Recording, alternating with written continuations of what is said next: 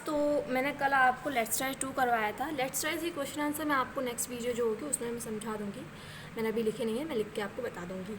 चलिए, आज जो है मैं आपको ग्रामर का पार्ट कराने वाली हूँ। एंड जो सेकंड चैप्टर का आपका ग्रामर है उसमें सब कॉमन एनिमल एक्सप्रेशंस आपके दिए गए हैं, तो मैं आज आपको वो बताऊँगी। You just read this lovely story about the most enduring relationship between man and animals. तो अभी हमने जो स्टोरी पढ़ी है वो एक ऐसी स्टोरी है जिसमें एनिमल्स और एक मैन के बीच में कैसे कम्युनिकेट वो कर रहे हैं, कैसा रिलेशन है उनके बीच में, उस सब के बारे में बताई गई है। Let's read about some words and expression that we use to describe animal which can also be use to talk about humans. तो अब हम इसमें क्या पढ़ेंगे, हम कुछ ऐसे शब्द पढ़ेंगे जिनके ज़रिए एनिमल्स जो हैं अपनी बातों को एक्सप्रेस करते हैं या उनके एक्सप्रेशन बोलने के तरीके, उसको हम यहाँ पर पढ़ेंगे, ठीक है। And which can also be use to talk about humans, तो उन तरीक़ों से आप कह सकते हैं ह्यूमन्स के साथ भी वो कम्युनिकेट करते हैं। Polynesia can mimic the sound made by man. So Polynesia जो थी वो क्या कर सकती थी, वो एक आदमी की तरह जो कि डॉक्टर डॉलिटल थे उनकी तरह बात कर सकती थी। अगर आप स्टोरी पढ़ी होगी तो आपने यहाँ पर देखा होगा कि जहाँ पर पॉलिनेशिया आई एम डॉक्टर डॉलिटल करके कहती है, पॉलिनेशिया इज़ अ पैरट। तो पैरट नॉर्मली आपको पता है कि ह्यूमन बीइंग की तरह बात कर लेते हैं, तो यहाँ पर वो है डॉक्टर डॉलिटल की तरह बोलती है। तो क्या बताया गया था, Polynesia can mimic the sound bye a man. वो एक मैन का जो साउंड है उसको मिमिक कर सकती थी। मिमिक का मतलब होता है नकल उतारना, ठीक है। What are the sound the rest of them make. उसके अलावा कौन कौन से साउंड थे जो बाकी के एनिमल्स निकाल सकते थे या बोल सकते थे, वो आपको इसमें बताया जाएगा। Gap gap the pig grunts. तो गैप गैप जो था वो पिग था और पिग क्या करता था, ग्रंट करता था, ठीक है। अगर आपने कभी क्या आपने सुना ही होगा कि जो पिग वगैरह होते हैं वो अजीब सी एक आवाज़ निकालते हैं, ठीक है। तो उस वॉइस को हम ग्रंट कहते हैं। Chichi the monkey chatters. जो चीची था बंदर का नाम क्या था, चीची। तो वो क्या करता था, वो चैटर करता था। जो आपने नॉर्मली जो मंकीज़ की आवाज़ सुनी है जो वो निकालते हैं चीची, तो उसी वॉइस को हम चैटर कहते हैं। मंकी के द्वारा जो आवाज़ निकाली जाती है उसको हम चैटर्स कहते हैं। Dab dab the duck quacks. तो जो डैब डैब थी द डक, उसका नाम क्या था, डैब डैब था, और वो क्या करती थी, वो क्वैक क्वैक करके आवाज़ निकालती थी ना। To the owl hoots. तो जो आउल था वो हुट्स करता था। जो आउल की जो वॉइस होती है, जो भी वो आवाज़ निकालते हैं उसको हम हुट्स कहते हैं, ठीक है। तो आउल का नेम टू था। Now some words for animal noise are used for people. अब जैसे कभी कभी क्या होता है कि कुछ एनिमल्स की जो वॉइसेस होती हैं उन्हें हम कभी ह्यूमन बीइंग के साथ जोड़ देते हैं। कैसे जोड़ते हैं, जैसे ये है आपका एक दिया हुआ, गेट आउट ही बाग्ड।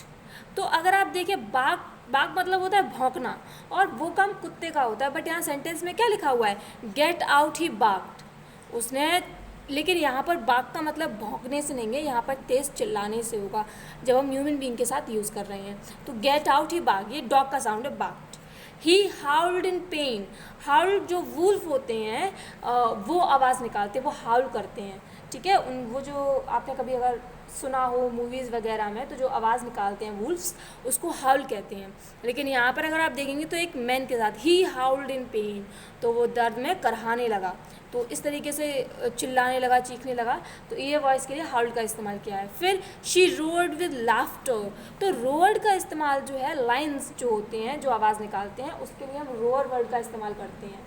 तो यहाँ पर शी रोअर्ड विद लाफ्टर दिया हुआ है, और शी तो एक पर्सन है, तो यहाँ पर अगर आप देखेंगे तो एनिमल की वॉइस जो है एक पर्सन के साथ इस्तेमाल की गई है। I hate you, she hissed. Snake hissing sound निकालता है, स्नेक हिस करता है, लेकिन यहाँ पर क्या है, यहाँ पे लड़की जो है वो क्या कह रही है, आई हेट यू, वो इस सांप की आवाज़ जैसे निकलती है हिस, तो वो गुस्से में हिस कर रही है। यहाँ पे भी आप देखेंगे तो ह्यूमन बीइंग के नेम के साथ एक एनिमल का साउंड जुड़ा हुआ है। The moment things go wrong people howl and scream. Scream जो है, पिकॉक जो आवाज़ निकालता है उसको स्क्रीम कहते हैं, ठीक है। शायद आप लोगों को ना पता होगी, कभी आप लोग नॉर्मली कहते हैं कि स्क्रीम, तो स्क्रीम जो होती है वो पिकॉक की वॉइस को कहते हैं, राइट। तो the moment things go wrong people howled and scream. Now they started to chirp about how wonderful life is. तो वो क्या करने लगे, चिर्प करने लगे। चिर्पिंग का साउंड जो है वो बर्ड्स निकालते, तो यहाँ पे फिर से अगेन ह्यूमन बीइंग के साथ यूज़ किया गया है। फिर आपका नेक्स्ट है आपका, I think he has a sore throat, I heard him croaking.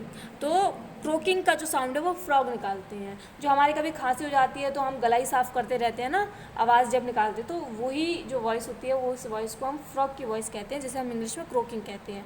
They grunting while they trying to climb the stairs with their heavy bags. Grunt जो है पिक करता है, अगेन यहाँ पे अभी आपका आया था ग्रंट पिक करता है, तो ग्रंटिंग का यहाँ पर पिग से रिलेटेड है, लेकिन यहाँ पर ह्यूमन बीइंग के साथ इस्तेमाल किया गया है।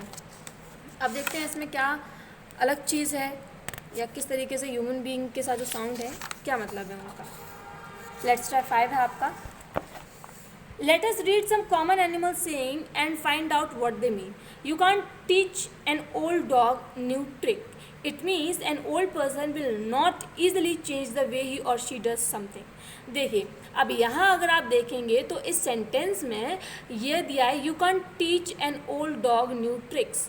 तो ये अगर हम इसका जैसा ये लिखा हुआ है वैसा ही मीनिंग निकालें तो एक पुराने कुत्ते को आप नई तरकीबें नहीं सिखा सकते हैं। ये एक आपका पहेली है, या आप मान सकते हैं एक लोकोक्ति है, मुहावरा है, ठीक है। तो इसका मतलब होता है कि एक बूढ़ा जो व्यक्ति है, जो उसकी पुरानी मान्यताएं हैं, जो रूढ़िवादी सोच है उसकी, उसको आप ऐसा नहीं है कि उसको चेंज कर सकते। एक बूढ़े व्यक्ति की सोच को, जो व्यक्ति बहुत लंबे समय से है, उसकी सोच को चेंज करना बहुत मुश्किल होता है। तो वही यहाँ पे दिया हुआ है, that an old person will not easily change the way he और शी डज समथिंग। तो वो बहुत जल्दी अपनी सोच को बदल दे, ऐसा नहीं हो सकता है। This is mainly so because the old person would have been doing something in a particular manner for a long time and it is not easy for him or her to suddenly change it। क्योंकि क्या होता है, एक पुराना व्यक्ति जो है, जो अपनी पुरानी परंपराओं को, पुराने मान लीजिए उसकी कोई एक हैबिट है और वो 20-30 सालों से 40 सालों से करता हुआ आ रहा है, तो उस हैबिट को अचानक से आप कहें कि इसको करना बंद कर दीजिए, तो वो नहीं हो सकता है, ठीक है। उसको कोई भी चीज़, वो सडनली किसी भी चीज़ को चेंज नहीं कर सकता है। Some of you would have seen that your grandparent are more comfortable talking to someone over the phone instead of sending a message through the electronic media। देखिए, कभी कभी अगर आप फ़ोन पे जैसे व्हाट्सएप हम यूज़ करते हैं, ठीक है, फेसबुक हम यूज़ करते हैं, तो मान लीजिए अगर आपके मदर है, फादर है, वो एक बार के लिए हम उनको सिखा सकते हैं किस तरीके से इनका यूज़ किया जाए। लेकिन अगर आप अपने दादा नानी की बात करें, दादा दादी, नाना नानी, इन सब की बात करें, तो वो फ़ोन पे बात तो कर लेंगे, लेकिन क्या हो आप मैसेज वो कर दें या मेल्स वगैरह भेज दें, ऐसा कुछ नहीं कर सकते हैं। उन्हें ये सीखने में बहुत टाइम लगेगा और वो कहेंगे कि उससे बढ़िया तो हम फ़ोन ही से बात कर लें, ठीक है ना। ये जो लैंग्वेज उनकी होती है, तो इस तरीके से पुराने लोगों को नई चीज़ सिखाने में काफ़ी तकलीफ़ होती है और वो सीखते भी नहीं हैं जल्दी, वो सीखना चाहते ही नहीं हैं, ठीक है। आगे दिया है आपका, let us read another expression. एक और एक्सप्रेशन दिया है आपका, you can lead a horse to water but you can't make it drink. इसका मतलब क्या है कि आप एक घोड़े को पानी के किनारे तक तो पहुंचा सकते हैं, पर आप उसको ज़बरदस्ती पिला नहीं सकते हैं। What do you think this means? इसका मतलब है you can't force someone to do something he और she doesn't want to do. मतलब आप किसी व्यक्ति को फोर्स नहीं कर सकते हैं, ज़बरदस्ती नहीं कर सकते हैं कोई ऐसा काम करने के लिए जो वो करना ना चाहता हो, ठीक है। So you can make it easy for someone to do something but you cannot force him or her to do it। मतलब आप ये, जैसे मान लीजिए अभी हम लोगों ने ये वाला ही सेंटेंस पढ़ा था, तो आप ओल्ड पीपल जो हैं उनके पास पहले फ़ोन नहीं हुआ करते थे, तो वो फ़ोन तो इस्तेमाल कर सकते हैं, ठीक है। आपने उनको फ़ोन इस्तेमाल करना सिखाया, ज़्यादा उसमें झंझट नहीं है, तो वो उसको इस्तेमाल कर रहे हैं, फ़ोन पे बात कर सकती हैं वो। लेकिन अगर आप अब चाहें कि वो मैसेज भी करना सीख जाएं, तो आप उसकी ज़बरदस्ती उनके साथ नहीं करते। वो करना चाहें तो कर सकते हैं, नहीं करना चाहें तो नहीं करेंगे, वो आप उन पर ज़बरदस्ती नहीं कर सकती हैं। So people use this expression to emphasize that people will do what they want to do in the way they want to do it। इस एक्सप्रेशन का मतलब सिर्फ इतना ही है कि व्यक्ति वही करेगा जो वो करना चाहता है, आप उसको कोई भी चीज़ कराने के लिए फोर्स नहीं कर सकते हैं, ठीक है। तो मैंने आज आपको 2 एक्सप्रेशंस बताए हैं और मैं यहाँ पे आज टिक कर दे रही हूँ। नेक्स्ट टाइम मैं आपको आगे का बताऊँगी। Have a nice day all of you.